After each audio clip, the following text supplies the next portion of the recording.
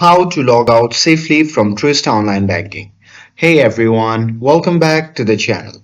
In today's video, I'm going to show you how you can log out safely from your Truist Online Banking. So now, without further ado, let's get started.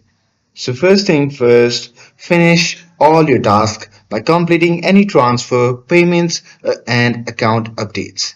And with that, in the top right corner of your Truist dashboard, just click on sign out.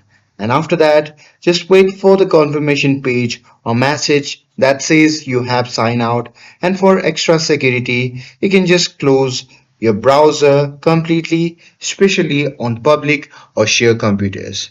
And on public device, consider clearing browser cache or history for added security. And that's it. Logging out safely keeps your Twist account secure. And with this, if you found this video helpful, then don't forget to like, share, and subscribe to get updated for more videos. Thanks for watching, and I'll see you in the next video.